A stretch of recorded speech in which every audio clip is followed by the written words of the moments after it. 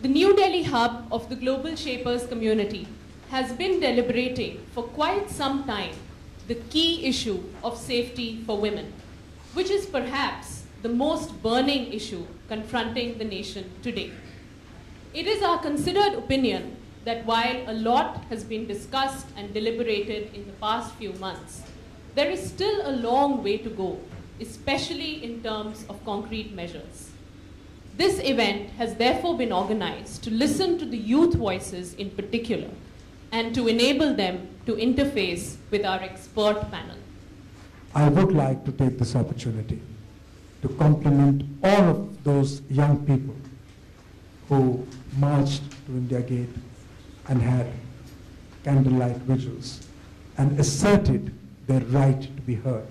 And I have therefore no doubt that not only this government, but all governments in the future will have as their topmost priority the dignity, security, and well-being of the women. As far as our immediate response is concerned, we have introduced in record time, within 8 days of the receipt of the Justice Verma Committee's recommendations, a criminal law amendment ordinance, which has now been substituted by the criminal law amendment bill, which I have cleared yesterday, which will be placed in Parliament probably tomorrow. But in any case, this nation will have a credible, purposive, and effective law for the protection of women before 22nd of March this year.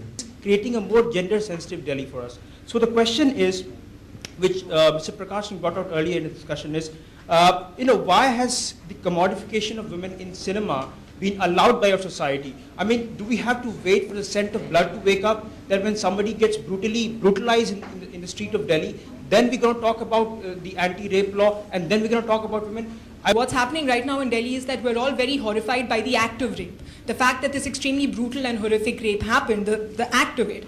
What needs our attention also is a culture of rape that allows these acts to happen, where these acts are really the logical culmination of an entire culture of misogyny, a system of misogyny which you see across the board.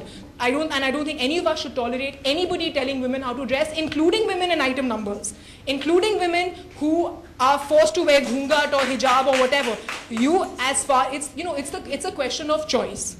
And it's a question of, and I know choice is tricky because, sometimes the entire context is so coercive that, where do you place choice? But choice is always... Let us not just point fingers at the other. Let us also look within. And I think it's a fantastic time in the democracy that we are. Also remember 2014, 60% of the population of India is under 40. So it's all of us put together here. Let us also look within. Let us take charge of our neighborhoods. Let us start neighborhood watch, start policing the police.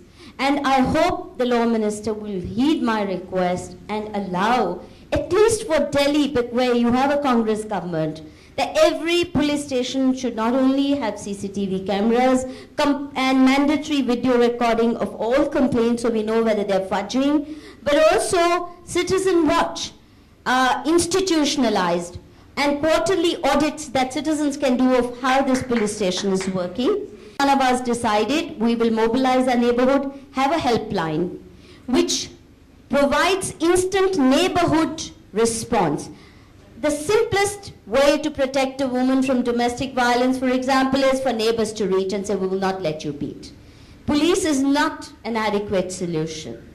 Unless we have a police that investigates more scientifically, including with DNA testing, including with CFSL, so that we don't leave it to their sweet will and to their discretion, but make it in such a scientific method that we have a greater degree of convictions.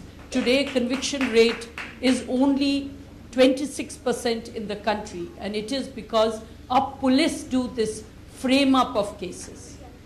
The government will be accepting most of those recommendations, if not all, and I would like to assure you that the issue of CCTV in police stations, etc., will be taken up by me with the Home Minister. We remain steadfastly committed to taking all precautionary steps that can at least prevent, if not entirely eliminate, such horrific crimes? Number one, police reforms should become a popular demand, a popular movement. So far, it is being pursued only by some retired police officers with a very, very marginal support by some NGOs. Second point, you see, it's all very easy to talk of sensitizing the police. We did that in our lifetimes. We could only move up to a bit, up to a limit only. I mean, after very careful deliberation, I have come to the conclusion that I think we need a special wing in the police comprising a different kind of people who should be entrusted with the entire gamut of social legislation, whether it is dowry debt, whether it is beggary, whether it is domestic violence. I mean, all these legislation should be entrusted to this group of people. And I would suggest, sir, for the consideration of the government, that the young graduates who come out of the social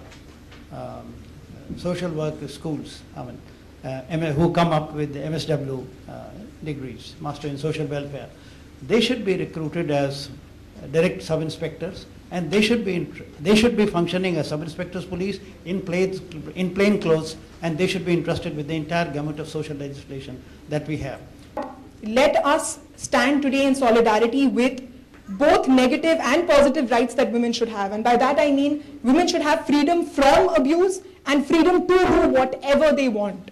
You know, in terms of, I mean, and one slogan that's come out of the protest is Bek Khauf Azadi, you know. And what does that mean? It's taking the rhetoric from protection. Let's protect our women. Don't protect women, protect their rights. There's a huge difference between the two. So let's try and understand that difference. What we've heard today and the recommendations we'll definitely compile and submit them to the Chief Minister of Delhi. The Delhi hub of the Global Shapers community will also take direct ownership of at least one of these recommendations and ensure that it gets implemented in a structured manner over the course of the next 12 months.